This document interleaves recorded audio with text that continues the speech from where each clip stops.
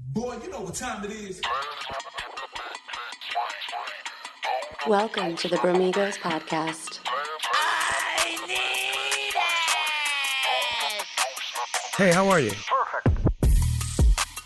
This is amazing. Ladies and gentlemen, we back. Another Thursday, another episode of the Bro Migos podcast. Let me tell y'all, we got something special. We got something different. We got something for all the dogs, all the boys, all my gym goers. The legendary Robert Frank is with us on the show. Thank you for being here. Appreciate you. I'm really glad Rob has the fucking soundboard because Mike couldn't make it today. Hello, everybody. It is the Undercover Brother. And like Dante so eloquently said, we got a great guest today, man. It's not often we have guests in the stew, but we appreciate my boy Robert Frank for being here today. You know, the woman's pet, the men's regret, Mr. fucking Chest Day himself. It's good to have you on the show, my friend. Well, thank you for having me, bro. It's been long overdue. You guys, what number is this episode now for you guys? 64, actually. 64. So you guys have done 63 other episodes without me on it. We don't. It's a crime. I know, that, bro. I know it's a crime. I'm sorry. My chopped liver. I tried to get you on a couple weeks ago, but yeah, a couple weeks ago, which would have been what, episode 61? Come on, bro. 62. I should have been episode at least 15 or 6 or 615. But anyway, we're here now. Let's fucking go. Oh man, it is good to have you. It is good to have you on, Rob. Let's kind of just dive into a little bit of an interview type style first to start the show. I'd like to ask you about your start. I mean, I kind of already know it, but for the people that don't know our show and coming from your audience, how exactly did you even get your start when it came to like social media and lifting and gym and fitness content? Because I didn't know it was a thing until I started watching your videos, to be honest with you. Well, I mean, the videos in the gym, getting started with that, those are two separate stories. But if you want to put them together, I guess the year was 2012-ish. Vine was starting to taper out. Instagram started with the little 15-second videos because Instagram used to be photos only. And then they switched over to doing 15-second videos where Vine was giving you 6 seconds to tell a story in a video, which is where your Logan Pauls, your King Batch, all those people that became famous on Vine, they were making videos and telling a whole story in 6 seconds. When Instagram opened it up to 15 seconds, you're like, oh shit, that's double the time. We can tell more of a story, blah, blah, blah. Anyway, I got in on the tail end of the Vine and the very beginning of the Instagram. And one of my bros was like, bro, you're doing all this gym comedy stuff for, 5 people to see. You got to start branching out everywhere. So we started the Instagram, we started the YouTube, we were still on Vine at the time. We started Facebook but it started back in like the tail end of 2012. I want to say like December 2012 was my first videos out there. You know, if it's one thing I appreciate from you is the fact that you're always constantly evolving. You know, you and I are wrestling fans, so we often make the whole like, oh, people have to evolve to stay relevant, right? Right. Your content has changed so much. You went from doing like the skits in the gyms to the famous rage videos that everybody knows and loves and still talks about to this day, because I can't imagine how many questions you get when you're doing the rage videos again and so on and so forth. Yeah. You know, there's Meathead Minutes. There's the short form videos for TikTok. Like on Monday, we do chest because, and some hilarious rhyme in there. I can't even think of one on the top of my head because they're all really good. If you want to stick a pork sword in a Honda Accord, your arms better be swole. Haram! I don't know. Out of pocket. They're so out of pocket, but they're so good. Yeah. What was the one with the stutter? What was the stutter one? Oh, if you want to stick your what is it? If you want to shoot your nut butter in her muff gutter till she starts to fucking stutter, your arms better be fucking swole. Oh my God, that's one of my favorites. And yo, that video alone between TikTok, Facebook, and Instagram, just on my pages, not including the street team pages that has their own millions of views, it's got like 15 million views, that one video. Wow. So yeah. What inspired you to do these rage videos? 'Cause I mean, like growing up, yeah, especially like being an athlete, we all watched your videos. Like they were some of the craziest shits I'd ever seen. For like a good couple seconds, you get a good laugh. But I mean, it's so different. You don't see anybody do stuff like that. And it's it looks like a mock at a lot of these big macho dudes that be in the gym, but you Yeah. make it funny, man. So what inspired you to do that particular kind of content? Well, it's funny because when I first started doing those types of videos, I wanted people to hate me. I wanted to be, and I always use this and this reference. You guys are familiar with the Jersey Shore television show, Of obviously, very course. popular MTV show. When the show first started, Mike Sorrentino, who's the situation, he was the guy who was hated on the show. People hated him, but they loved to hate him. So eyeballs were always on him. And I was always taught that when you walk through a curtain, as a wrestling analogy, you either want to be booed or you want to be cheered. When the people are just sitting there looking at you, fucking it sucks, right? So I did those videos wanting people to say, what a scumbag, what a douchebag, who is this asshole, blah, blah, blah. And it turned out to be the exact opposite. People started loving the videos. And it was almost like, kind of like when wrestling, Matt, when the bad guys became the good guys. Remember the Stone Yeah. Cold anti-authority? They started becoming the guys that were cheered and loved, and the vanilla baby faces shaking hands, kissing babies, smiling. They were booed. So I ran with that, and I said, "Fuck it, let's go." But if you notice, all of those videos, there's comedy in there. There's a little controversy here and there, but there was always a deep rooted meaning behind every one of those videos. And I think that's what people kind of gravitated towards, was the message. The delivery was a little weird. It was a 40-something-year-old guy screaming with his shirt off in his car with a bandana, but there was always a message behind it. And I think that's why they did very well.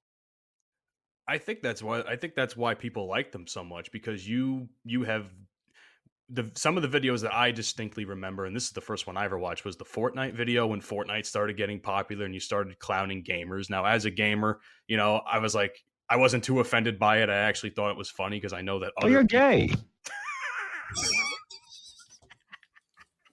God damn it, on my own show, Rob. Sorry. I'll Damn put it. the soundboard away. No, it's fine. It's actually quite good. Mike usually does the soundboard and he's not here, so by all means. Okay. But yeah, there was the Fortnite video. There was the my girlfriend is an OnlyFans model video. Like, Yeah. drop her and go hit the gym and fuck some other bitch that's in the gym. Like Right. those. There's no wonder why they were always so good, because to be honest with you, there was real talk, for lack of better terms, that people were afraid to hear the truth. They just needed to hear the truth from someone such as yourself, I guess. Yeah. Well, one thing that we tried to do, especially in the beginning, is hit the relevant topics. Whatever was viral, whatever World Star was talking about, whatever Barstool was talking about, hit those topics. And that still remains true to this day. If you want to be relevant, especially on Twitter these days, you got to talk about what's going on in the news that hour. You start talking about shit that happened 3 days ago, it gets lost in the sauce. You got to be like up to date with the newest shit. So anytime a new trend, some new dumb shit would come out on the internet, like the Tide Pod challenge or mannequin challenge or, rompers for men, whatever the case may be, we always tried to hit it. And that's a little Yeah, I almost secret. bought one of those male rompers too. I ain't gonna hold you. No, you did not. No, Stop it. stop it. I was almost Stop going to it. get one of them. Hey, they was kind of cool back then. That was like 2017, 2018. Not now though. Not now. Yeah. A little sus. But Yeah. yeah, Very listen, sus. listen. I got a question, man. And this just pertains to the gym. I'm a very big gym guy. I'm in there every day. What for you is a big motivator for you to get in there and do your thing? We know the content is always great, but obviously you are, somebody who enjoys the healthy life, is in there gymming all the time. What's your biggest motivating factor to get in there, but also continue to go back? Because that's like a hard thing for guys. They want to get into the gym and they do for a little bit, but then, hit some adversity, hit a wall, and they end up backing off and end their journey. So what is that constant motivation for you to get in there and put that work in? Well, for me, it's weird because I am probably, not to put myself over, but I'm probably still one of the most recognizable social media influencers in the fitness space. I've never stepped on a stage. I've never competed. My physique is average at best compared to all your C bums and your Ronnie Colemans, all these big name people. But obviously, getting popular on social media kind of kept my wheels turning to go and make sure that I look the part. But we had a saying way back in the day, even before I got popular, was we lift for the weekend. Like Monday through Friday, clang and bang. And then Friday night, when you're at the bar, Saturday night, just pick up some hoes, baby. They want to see the guns hugging the sleeves of your medium deep V-neck tees. You know what I'm saying? So that's what kept us motivated. And we would do extra reps for, the chick with the fat ass and yoga pants. Yo, give me 3 more. Boom. And that's pretty much what it was. Cause it was never about competing. It was never about, it was about looking good at the pool parties in Vegas. It was about looking good at 1:30 in the morning when you're leaving the bar and you're trying to pick up a straggler who sees your fucking delts popping out of your t-shirt. You know what I mean? It was that type of shit. It was never, sad to say, it was never about being healthy, because the shit that I did, trust me, was not healthy. Well, that kind of segues to a topic that I want to kind of get to, because we talk about health. I mean, Did that answer your question? Yes, it did. I don't know. Okay. It did. All right. It did. let's talk a little bit about something let's talk about steroids then, if that's Mhm. okay. Because that's something Never did them. That is haram. Never, ever. That's haram. Oh my God. So no Anavar, Nah. no tests, no nothing. Nah, of course. No. It's funny you say that, because if anybody who, like, obviously just wouldn't hear this episode or watch it, they would think that, you're probably roided up. And a lot of guys think that. And people, when you get big in the gym, it's not, he's not natural or whatever. So like within that steroid epidemic that I feel like we're still in when it comes to lifting and getting big, like whenever that question comes across for you, what's your response? You like, nah, fuck you, like I'm big naturally, or just like, is that the conversation that comes up often for you as somebody who's in the gym a lot with all the content you do, and as famous as you are? Here's the God's honest truth. The God's honest truth is, anybody, whether you're on steroids or you're not on steroids, if someone accuses you of steroids, that's a good thing. Because if you're not on steroids, you look like you are. And if you are on steroids, at least the shit you're taking is real, because people think you're on steroids, which you are. And you guys know I'm fucking around. Well, I know Maddie knows I'm fucking around. I've taken everything under the sun at least once. So right now, everything that I'm taking is under a doctor's prescription and care. If I could give a quick plug, Aspire Rejuvenation, that's where I get my TRT, but they do blood work. They make sure that you need it. I'm not a young spring chicken in my early 20s that's taking steroids to be jacked and whatever. I'm taking it so my levels are normal, so I can function like a fucking masculine man. But right now I'm on TRT, 200 milligrams a week of testosterone. I have been prescribed nandrolone decanate in the past, which is also another steroid injectable. I've been prescribed Anavar in the past, which I'm not taking right now. But yes, I've taken everything. I've taken Trembolone, I've taken Masteron, Winstrol, you name it, I've taken it. So yeah, any questions that you have regarding that? Shoot. The one thing I have a question on is, like, what are your thoughts as far as like how young you should be to take steroids? Because obviously, like, as you get older, the testosterone levels drop, which is understandable. Right. You want to get on a little something to keep that boost going, for many different reasons. But you see like 16-year-olds doing SARMs. Yeah, I'm not up on the SARM game. I know that they're a thing. I don't know much about them, but 16 years old is way too young to be fucking with your body. 18 years old is way too young to be fucking with your body. 25 years old is way too young to be fucking with your body. I didn't stick a needle in my ass for the first time until I was, I think, 36 or 37. So especially for those, but now I've spent hundreds of thousands of dollars on bullshit supplements in the past, back in the 90s when all the pro hormones and all that shit started. Half of it was real, half of it wasn't. So, you get tired of spending so much money on shit that's not working that you're like, I might as well just take the real fucking thing. But the problem is these days, kids are in their teens, early 20s, and they're fucking up their bodies for the rest of their lives because they're chasing that quick gains. And once you pin, you're pinning for life, bro. Like, unless you do it one time and you really do a protocol after you're done to get your natural levels back, and then you never touch it again. But in most cases, once that needle pierces your skin and goes into your muscle, you're on that shit forever, bro. Do you think that's why so many younger bodybuilders or influencers die? Because I don't know about you, Dante, since you and I are both gym goers, but every like couple of months, there's like some big name gym guy, fitness influencer that just drops dead out of nowhere. Like, he's like 30 years old. He was so young. I'm like, I can probably assume a few things why he went so quickly. I think it's a combination. I don't think per se it's the steroids that are killing people. Well, let me backtrack. First of all, 90% of the people that get steroids are buying it from someone that they've never met. That a lot of people are buying it on the internet from these black, what is it called? The dark web websites that you don't know who the fuck these people are. It's coming from different countries. You got to do some weird shit where you got to go to Walmart and do a MoneyGram to pay some guy with a fake name. That, bro, it's so shady. The whole steroid world is shady.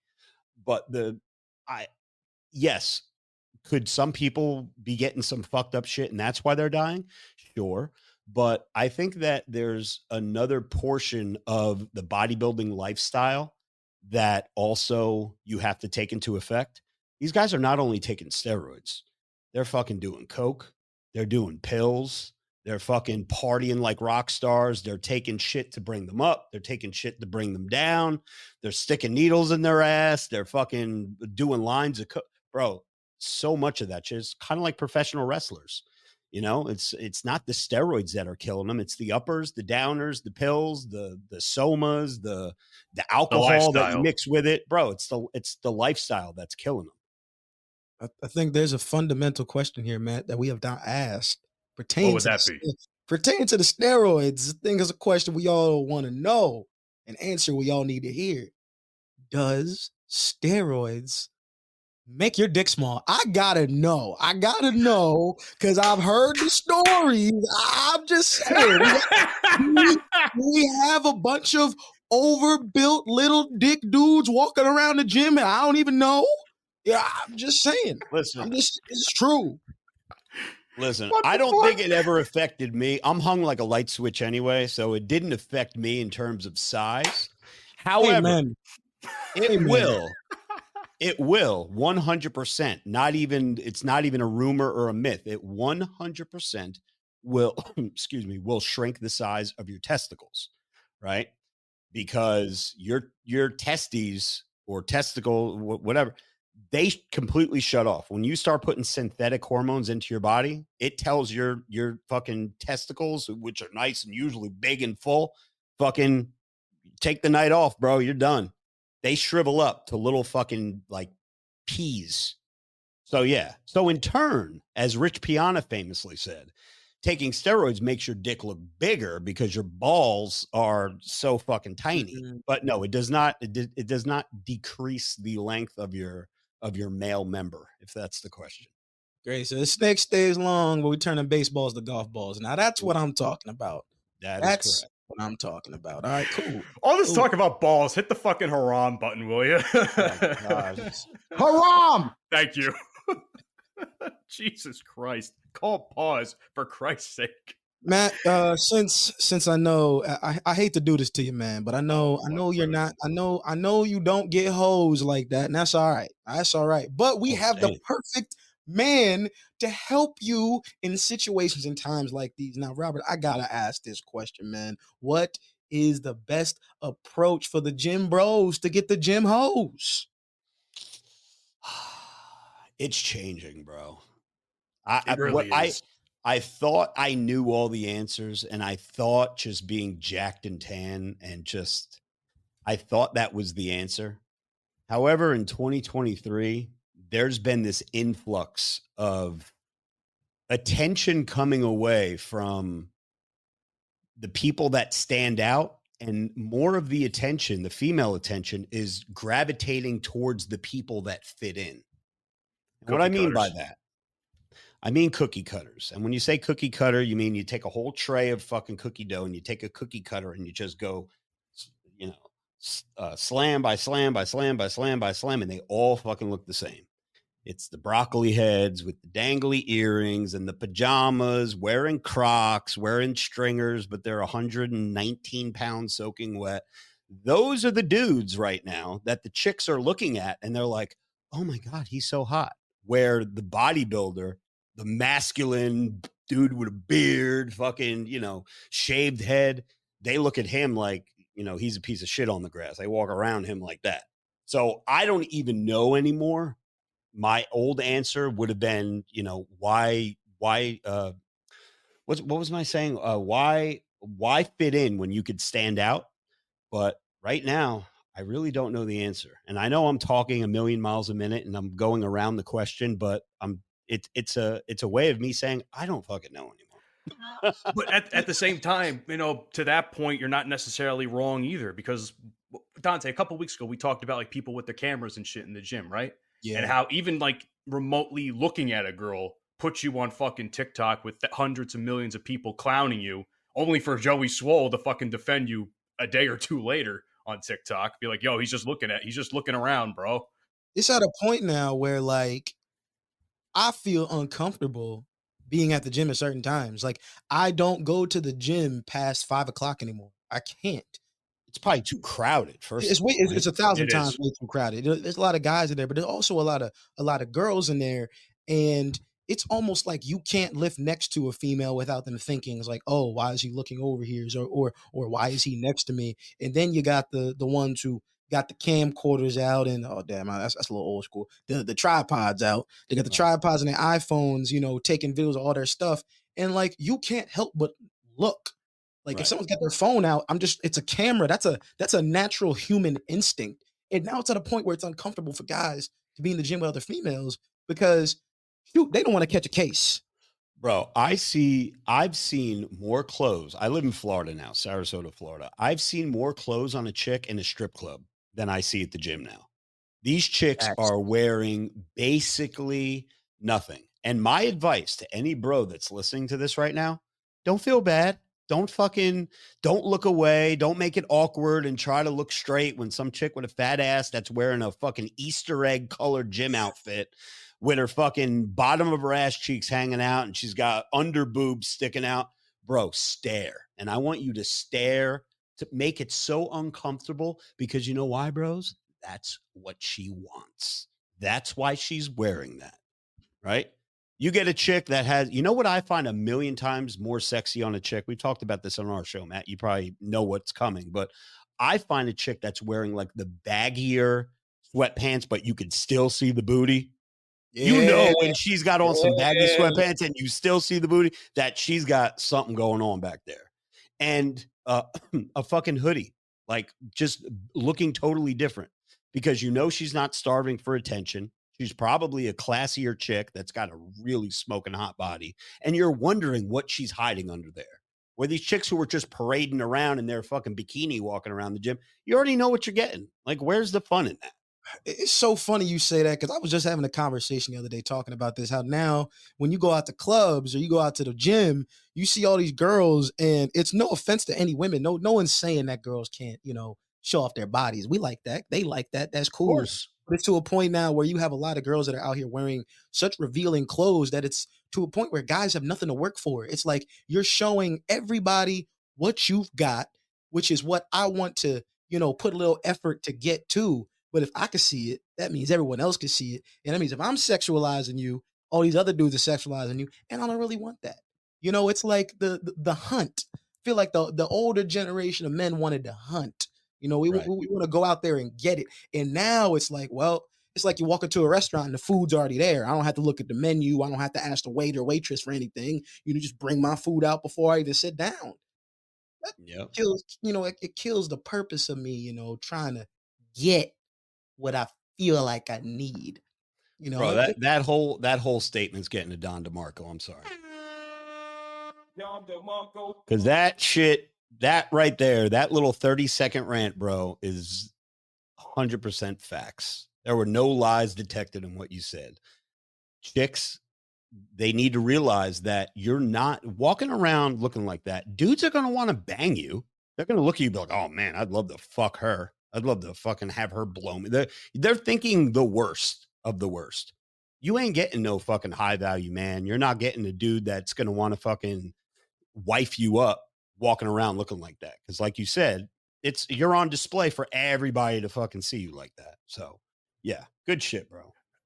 I think that's part of the reason why, as to kind of go off of Dante's statement, that I have, I guess, trouble getting bitches, quote unquote, where it's just like, I don't understand the chase, because the chase seems to change every other month, where I can't figure that out. And then, again, you have these women that some of them could be cool, some of them may not be as cool. So it's like, for me, not that I'm not like super confident, like I'm confident when I need to be.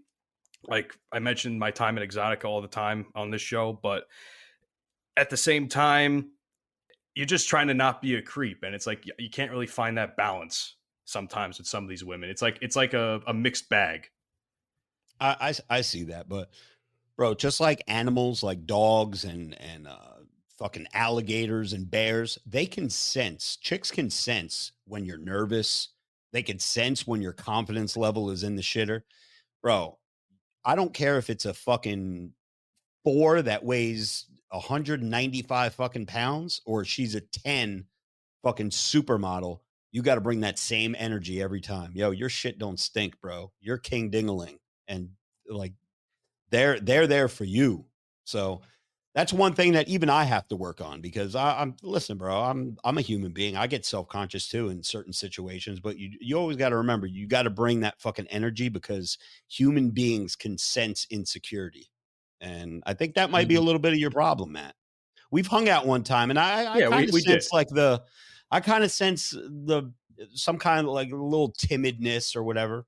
But it's Call me out like that, huh, Rob? Hey, listen, we're in the business of keeping it real, Dante, man. Mike, and all of them clown me about it all the time. Like I'm trying, like I'm doing my best. See, I thought it was cat. See, Robert, we went out a couple weeks, and that was like 2 months ago. We went out to the bars and we had a good time. And see, there were some girls that came up to us and they started talking to Matt, and they asked him, it's like, oh, how old are you? And he said 25, and the girl went, oh. Yeah, she. Wait, was that old? Was that too old, or was it too young? I'm actually 20. I'm actually 26. But yeah, I mean, I guess it was a little. It was a little too old at the time. What would they say if they saw me? But to be fair, if you remember that conversation, she also said, "You're really attractive. You're just too old for me." And I was just like, "I'll take it. Yeah, I'll take the compliment." It's the small. Sometimes the hunt is better than the kill, bro. Take that compliment and add it to your arsenal, bro. That's true. Yeah, but see, Matt, this is what you need. You need a little motivation. You know what I'm saying? Yeah, you need to build up that libido a little bit. Build up that libido. What's coming up in a couple weeks, Rob? Christmas party?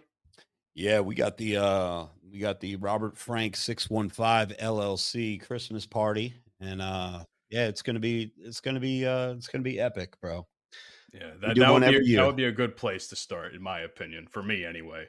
Oh yeah, I mean, you know what to expect. I mean, I don't know what the crowd is going to be like that night, but I mean, listen. First of all, you have the advantage because you're with a huge party, and we have our own section with bottles, and it's just the aesthetics look different from a chick that's on the dance floor looking in. It's like, oh, why is that guy? He's pretty hot. Why is he over there with all those people? Oh, they got bottles over there. Blah blah blah.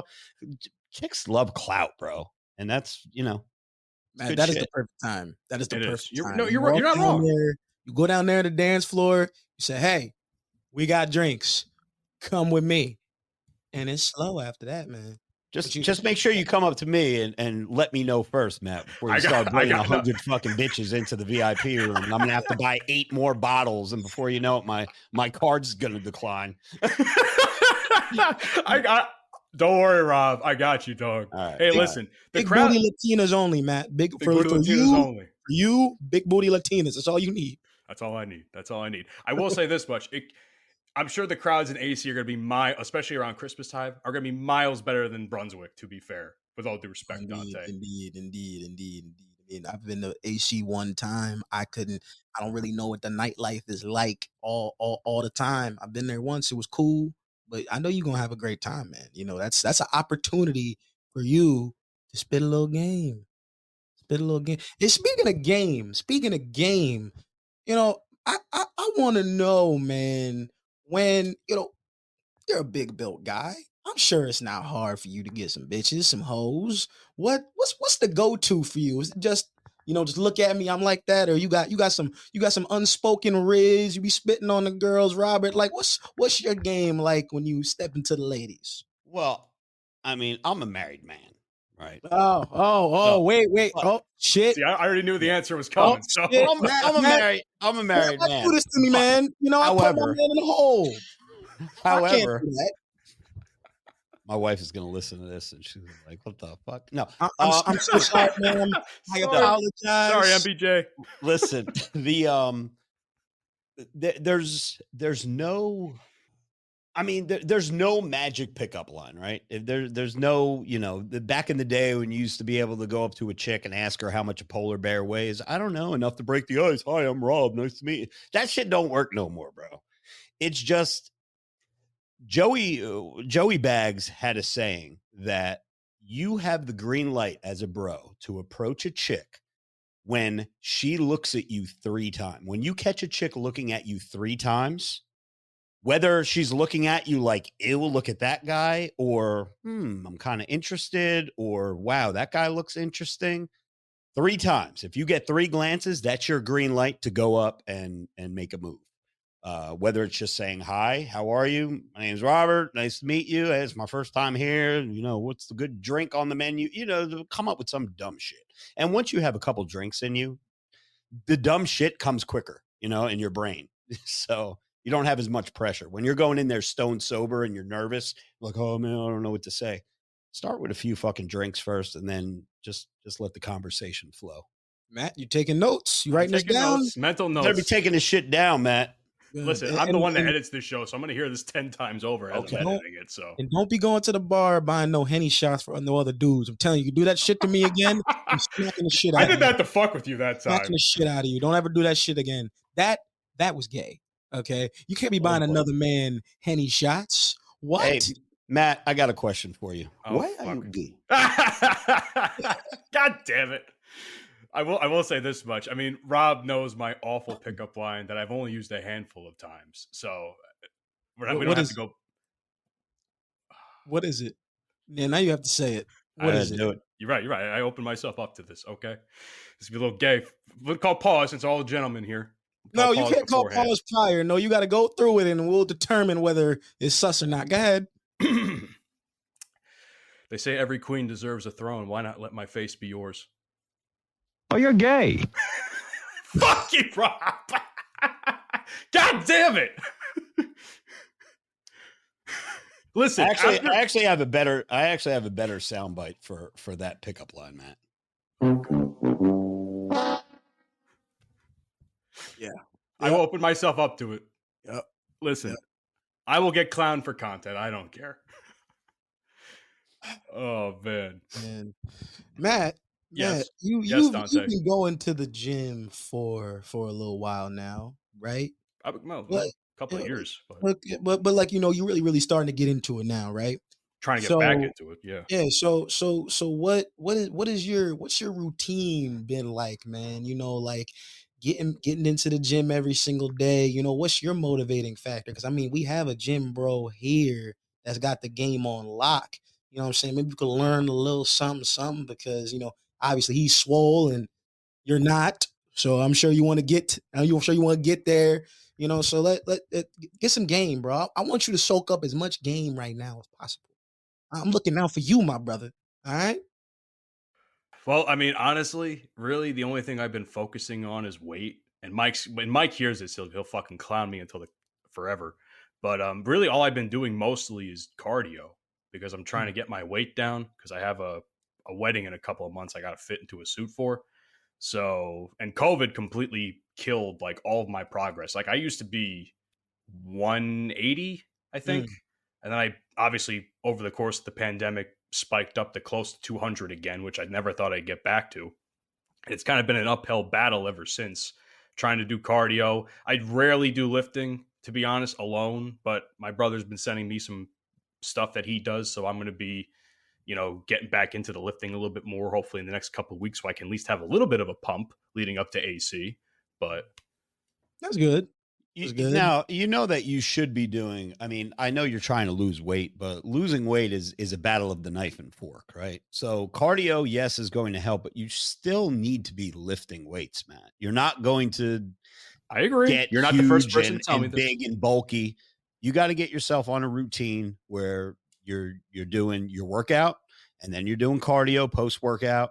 And it's a battle of the knife and fork. You got to make sure that you're in a caloric deficit. As gay as that sounds, it's a real thing, right? Make sure you count your macros too, don't you? No, but I'm saying you could kind of gauge what you're taking into what you need. And if you're a pro like me, you don't have to actually count. You could kind of just eyeball things. But don't just do cardio.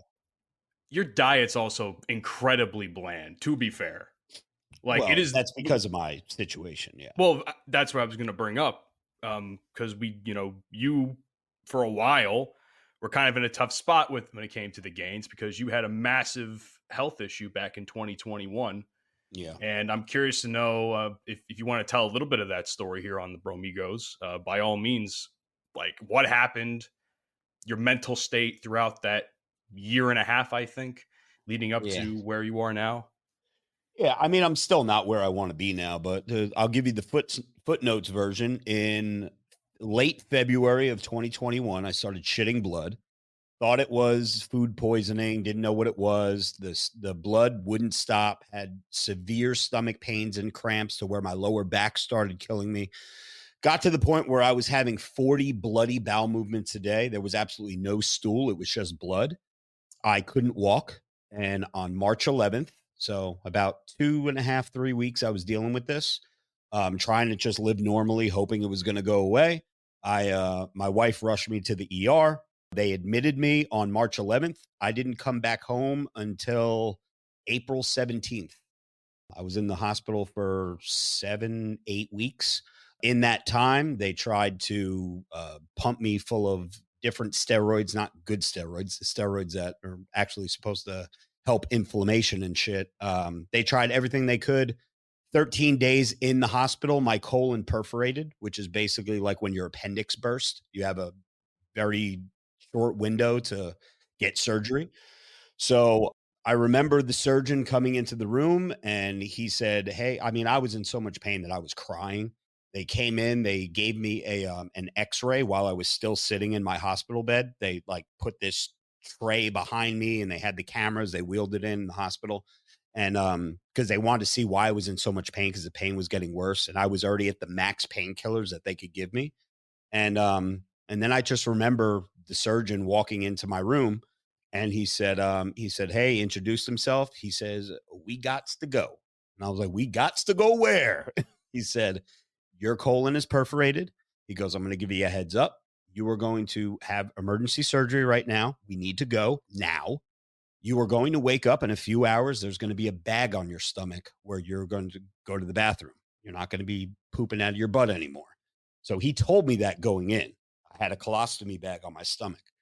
And he said, but in a couple of months, we'll be able to reverse it. There's this new surgery where, we rob Peter to pay Paul, so to speak, and you'll be able to go to the bathroom out of your butt again. You're not going to have the bag for the rest of your life. So I knew that going in, but it was a rough couple of months.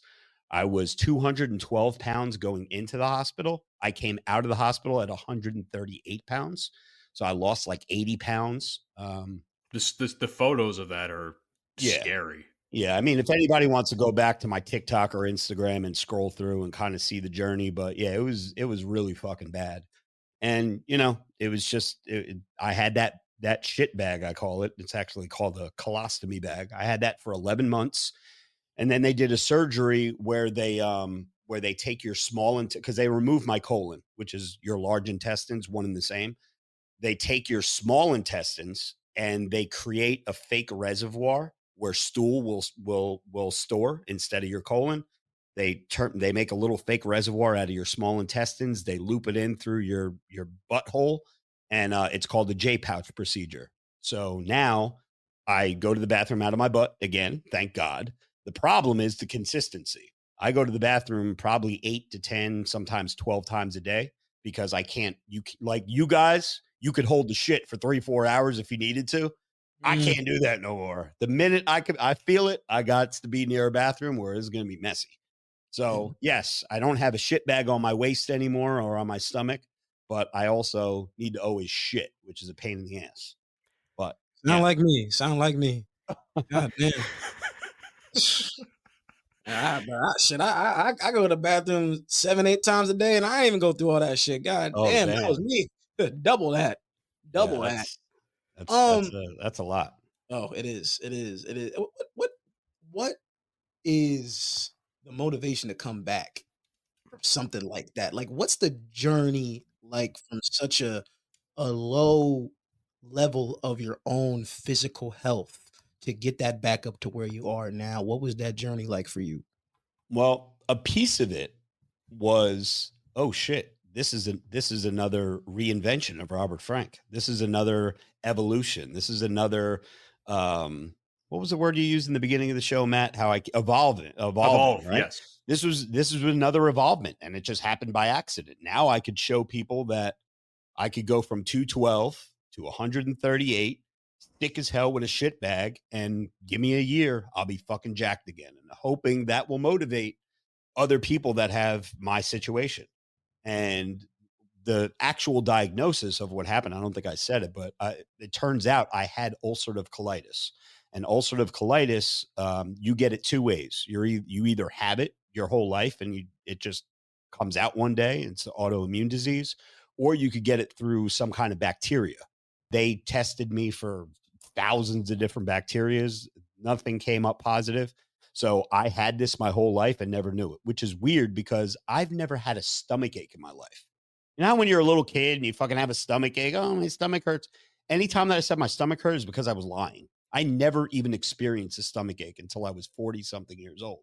So yeah, that was the motivation to come back, is just like, hey, this is a good platform. I have millions of people that follow me all throughout social media. Let me show them that this could be motivating. And listen, it's reached a lot of people. A lot of people found me through that journey of ulcerative colitis. They weren't gym comedy people. They found me because I was putting my whole story on the internet, so got a few new followers that way. And they're still with me. They still tell me every day. And anytime that someone's going in for the procedure, the J pouch procedure that I had, they always message me. They, excuse me, they DM me, they email me saying, hey, anything to look forward to, or, could you give me a heads up on what to expect about this and that? And I always try to answer those emails and DMs if I do see them, because I know how scared I was being in the hospital, not knowing what the fuck was going on. And it was very hard to find information. So yeah, anybody out there that's going through some stomach issues, holla at your boy. And I think we can confirm that steroids or any sort of steel supplements, which is what you're affiliated with, don't cause fucking ulcerative colitis. Because everybody under the sun, when you first started talking about it, was like, oh, it was the steroids and the supplements that did all that shit. When in reality, there is no medical no correlation whatsoever. Yes. Anybody who, you'll get your trolls in the comment section. Oh, that's what you get for taking steroids. I've challenged people for 2 fucking years. Come up with some medical documentation that aligns anabolic steroids or supplements with ulcerative colitis. Nobody can ever provide any documentation for me. The surgeon and the GI doctor both told me that the shit that I was taking leading up to me getting really sick actually bought me some time, because all the different steroids that I was taking, especially Trenbolone, is an anti-inflammatory. So ulcerative colitis is inflammation of your colon. So in turn, the surgeon was like, yeah, we're not saying that it was good that you were taking it, but it definitely bought you some time. Steroids save lives. Yeah. I mean, listen, I'm not saying that, but I'm saying that. one thing I want to pivot to really quick is the idea of the mental health aspect of it, because you were probably, given that you have this whole persona about the gym, you were probably depressed as fuck sitting in that hospital bed for as long as you did, and you openly talked about it. And actually, before I even answer that, I will say, before this whole situation happened, your opinions on mental health were probably considered what's the word I'm looking for? Controversial, anti-establishment, so to speak. Right. You really didn't think it existed, to be honest. No. I mean, frankly, did that change your perspective at all? Yeah, it did, because I was trapped and I wasn't. See, anytime, like, listen, every human being on the planet experiences stress, right? Stressful situations, you're sad about something. My go-to, and this is real. This is not just the Robert Frank the character. Anytime that there would be any moments of stress, sad, a girl broke up with me, or something happened, I got fired from my job, whatever the case may be, my go-to was always the gym. Fucking lift. Because as I said, there's no time to be sad and depressed when your muscles are fucking burning and your abs are giving out doing planks and you're curling as much as you fucking can. Depression and all that shit goes away, right? Or at least it takes a back seat while you're there. When I was in the hospital and I couldn't do all of that, I was like, wow, I used to be 200 something pounds, jacked, with veins running up and down my arms, all the way down my fucking groin. I look like a fucking G.I. Joe figure in my 40s. And now I'm laying in a hospital bed. I can't walk. I forgot how to walk. I don't know if I mentioned that. They had to reteach me how to walk again. Didn't know how to walk. Shit bag on my stomach. The shit bag was leaking half the time. So there was stool running down my fucking side. Bro, it was brutal. If I had a gun, I would have fucking put it in my mouth and pulled the trigger at certain times. It really did suck. So that's when I learned. I was like, oh shit, this is what people are dealing with. You know what I mean? So yes, I do now admit that it is a real thing, but I do think that a lot of my situation was because I couldn't go to my safe place, which was exercise. I kind of feel the same way, because I've been going through some shit the last couple of months. And I've talked about it a little bit on the show. And when I am able to get to the gym, I try to go at least 3 to 4 times a week at most. Gym is open 7 days a week. Why are you only going 3 or 4 days? Sometimes just can't make it. Yeah, I know. Me. What are you? We fucking elementary school? But when I do try to go, like it does help. It does help in terms of like the mental health, and it's what I would like to call it gets the demons out of you. Lifting heavy or even doing any activity in the gym at all, whether it's cardio, lifting, God forbid, CrossFit. Because we know your feelings on CrossFit or powerlifting. Haram! Andrew Tate's. I don't know how you guys feel about Andrew Tate, but whether you like him, hate him, agree with him, disagree with him, he did say one thing. He told a story one time about how this guy, random dude, DM'd him on Instagram when he had Instagram, and he told him that he was going to kill himself. He says, "My life sucks. I hate it. I'm not good looking. I'm fat. I'm this, I'm that. I want to kill myself." And Andrew Tate responded to him. I don't know if he was as popular as he is now, but he says, "Do me a favor." Says, "Get a 6-pack first. Go to the gym, work on your body, get a 6-pack. If you're still depressed and if your life really sucks after you have a 6-pack, then do what you got to do. If you want to blow your brains out, go for it. But at least get a 6-pack first." And the end of the story was now the dude is fucking in shape. He's ripped and his life changed. And it was all because he went to the gym and got a stupid fucking 6-pack. So there is something to that. There's something to the gym and getting the endorphins going and just that good feeling that you get from the gym. It does help. So anybody out there that's depressed, you're sad, whatever you're going through, life, relationships, family, job, stress, whatever, make time for an hour a day to go to the gym. That's all I'll say. It'll help. I got one more thing I want to cover before we wrap up here, and that is we've mentioned it on and off over the course of the show, and that is the state of masculinity. This is something that we've talked about on and off over the course of our shows running. How do you feel about the way masculinity in men is nowadays, Rob? Because people would arguably say you're like the poster boy, for lack of better terms, for toxic masculinity. Well, that's a compliment. Thank you. You're welcome.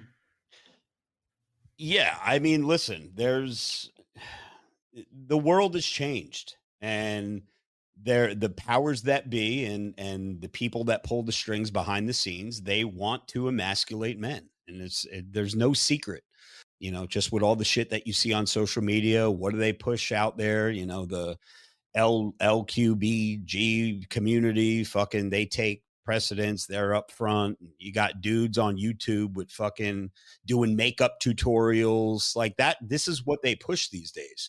Mr. Beast, God bless him, the most popular fucking YouTuber in the world.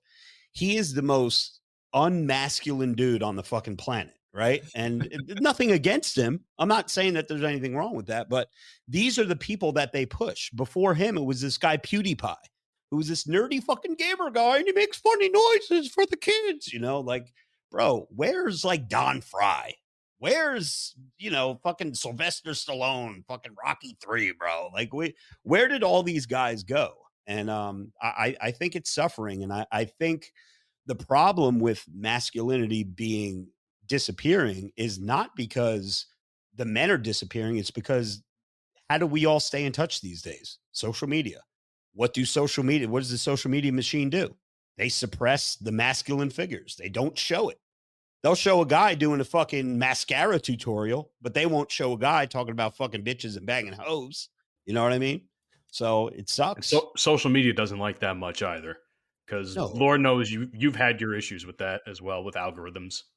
Yeah, it's all a game now. I just thought that was a really, really interesting take, because, with masculinity now, I completely agree. I feel like we've gone from an era where we had, the big buff action heroes, you know what I'm saying? Like the Schwarzeneggers and like the Stallones, the Rocky and Command, all these guys that in the 80s dudes would look up to me like, I want to look like that. I want to be a superhero, low key. And I mean, now we got, and there's no offense to these guys, but Timothy Chalamet and, all these. Never heard of her. That's crazy. But that's what it is now. You got all these celebrities that are men who, in the grand scheme of things, are not as masculine as the celebrities of the old times. And that's just what it is now. You have a lot of guys out here that it's almost to a point now with, if you're masculine, you're not even man enough anymore. It's more manly to do other things, like, oh, it's okay if you want to be a guy and wear a skirt. It's all right if you want to be a dude and paint your fingernails. Personally, I'm not with all that. I think that's more feminine. But now that narrative is being pushed that, no, you're a guy, you don't have to be masculine. You could be whatever you want to be. And now, like, I feel the image of the modern day man is so tainted and blurred that it's hard to even understand what a man is these days, I also agree with that. I mean, I always hated the term toxic masculinity because it literally explains. Well, I mean, it's basically one of my hit songs, Matt. What do you mean you don't like? First of all, I love the song "Toxic Masculinity." I do enjoy that song, but my point is, I hate the term of it because it's own people throw it around like a slur almost, where it's just like, oh, it's like saying, oh, you're racist or you're homophobic. Oh, you're toxic masculinity, where it's like people don't realize that masculinity could be, what we're talking about, but depending on some opinions, it could be whatever the opposite of that too, whether we agree with that or not. Listen, I'm always open to have a discussion about it. That's why I have you on the show today, Rob. But I will also say, as far as like how men treat other men could also be considered toxic masculinity in some ways, shape, or forms, because I feel like men oftentimes do a better job, maybe not better than women, because women tear each other down for fucking sport, but men do a lot of tearing other men down for whatever reason. But I feel as though an example of positive masculinity is like trying to bring those men up. I feel like there's not a lot of that. There's not a lot of, hey King, good job, or keep the crown or whatever. That's that sort of thing. I feel like there's not a lot of that anymore. It's kind of like, I feel as though because that image of masculinity has been broken down to a more feminine level, guys are becoming, for lack of better terms, as catty as women are sometimes. I feel like I know what you're saying, and I feel like the reason for that is there's really no middle ground anymore. There's not many men who just fall in the middle. You're either overly masculine and you're raw, bodybuilder, big buff, beer drinking, fighting, like masculine, what you would perceive to be a masculine man. And then there's the dudes that do the makeup and the fingernails and wear the rompers for men and all that shit. There's really not those middle ground men for the overly masculine dudes to give them a hand and to pull them up.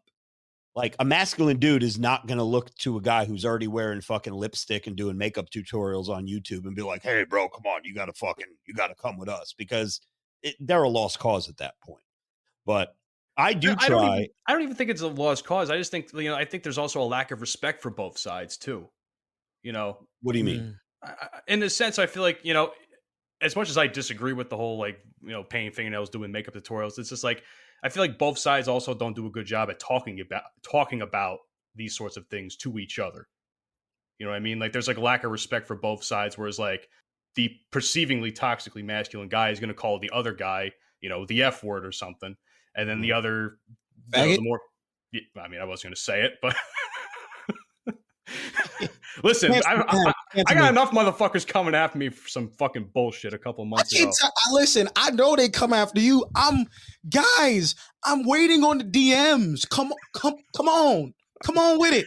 I'm not scared of you motherfuckers. I'm like Bernie Mac. I ain't scared of you motherfuckers. I ain't scared of you motherfuckers. Nah, but no, I just think that that both sides don't even have enough conversations about it at this point, even to understand each other's points of view of it. But I'll be honest with you, Matt. I'm not, if there's a dude out there that's doing makeup tutorials or fucking, I have no interest in even wanting to know you, and that's fair. Know why you do what you do. So I think that's the problem. Like a lot of dudes who are like me and think that the way I think, and you got to remember too, there's a big age gap between you and I. I'm like 20 years older than you. So I was born in a time where, like, if you were gay, like, you got your ass whooped, bro. Like, don't keep that shit a secret. I don't want to know about it. But you grew up in a time where it was more acceptable, right? It was more like you just saw it. Like, oh, yeah, that's my friend. He's gay, blah, blah, blah. If I brought a friend over and he was gay, my dad would kick him out of the fucking house and then beat my ass for fucking hanging out with him. Like this, it's different. You know what I mean? No, I agree. I wholeheartely agree. I just thought it'd be something to bring up, at least a different perspective of it all. But that's just me. We did a little PSA though. We're not against gay people here. All right. I have no problem with gays if both chicks are hot. Yeah. Oh my God. I think that's a good way to wrap the show up right there, unless you had anything else you wanted to say after that. No, Matt, we can't end the show like that, Robert. I need a rage comment. I need something for the people, because I mean, like, dude, this is crazy. It's like a childhood dream meeting you with like being on TikTok and then being on Vine back in the day, old Instagram, seeing your shit. Like, pause, that was crazy. But like just watching your videos, they were like, that is part of me growing up, man. So I gotta hear one live. I need this for the culture. I don't even know what to rant about. There's nothing. I know you got something to roll next. Plus, I'm in my studio right now, and as Matt will tell you, I am persona non grata in my community, in my development right now. And if I make too much noise, public enemy number one, my neighbors are definitely going to call the cops. And before you know it, you're going to hear this. And yeah, I don't need to do that. But off the top of my head, let's see. I can think of something. Let's see. What's today? Today is Thursday. Today is Thursday. What episode is this? Episode 64, you 64, said? 63, yes. 64? All right. I don't know. I'm spitballing here off the top of my Go head. right ahead. If Listen. You can't let Dante down. You're his hero, Rob. Hold on. You can't let him down, man. Don't let me down either. The inner kid is jumping around right now. I'm not gonna hold you. All right, here we go. Listen up, bros. If you want the big booty hoes touching their toes, you better listen to episode 64 of the Bro Migos. Let's go. Let's fucking love go, it. baby. I love That's it. what I wanna That's hear. how we end the episode, man. That's how we end the episode. I love it, man. Matt, take us to church, man. Take us to church. Hey, Rob, you got anything you want to promote on the show before I go into my spiel? No, just it's Christmas time. If you want to grab some merch over at RobertFrank615.com. Supplements are SteelSups615.com. The code is RF10. And if you want to listen to our podcast, The Glorious House of Gains, it is a Patreon exclusive. $2 a month get you in the tip jar and get you every episode. Patreon.com/RobertFrank615. And I'm very easy to find all over social media. It's one name, RobertFrank615. And with that being said, thank you so much for coming on today, Rob. I greatly appreciate you taking the time to speak with us. If you guys enjoyed what you listened to on the Bro Migos podcast, please stick around. We got 63 other episodes that Rob was not a part of that you can listen to. Unbelievable. I know. It is for you. It is for you, Matt. How dare you? Not bringing me on the show sooner. I tried to do it sooner, but but either way. But you guys can follow our podcast. We're not Patreon yet, but you can find us on Apple, Spotify, iHeart, Google Podcasts is actually going down the tube soon, so you're not going to find us there much longer. But wherever you have a podcast app, search up the Bro Migos podcast. If I haven't mentioned it already, we're like the only actual Bro Migos podcast that still goes and still puts out quality content for you motherfuckers every week. So what are you doing? Hit the subscribe button. Follow us on social media. Wow, and watch the fucking YouTube. I'm so goddamn tired. All you motherfuckers being like, oh, I don't like to listen to podcasts. I don't have Spotify. But we got Robert Frank on the show, motherfucker. All right? Y'all see what the fuck going on. So y'all better recognize. Y'all better recognize. Subscribe to the YouTube. Come on, y'all. Come on. And if you subscribe to the YouTube, you can see all of our social media platforms on the bottom of the screen that's been rolling for the last hour or so. So follow us on there, Twitter, Facebook, Instagram, TikTok, whole 9 yards. And of course, Full Swap Radio every Sundays at 10 a.m. Central Standard Time. This episode will be syndicated on there. Rob, thank you so much. Thank you so much, sir. Appreciate you. Peace. Yeah. All right. Peace. You've been listening to the Bro Migos podcast. Fuck you, and I'll see you tomorrow. Avina! That's okay! She'll be back. Another Quaalude? She'll love me in the morning.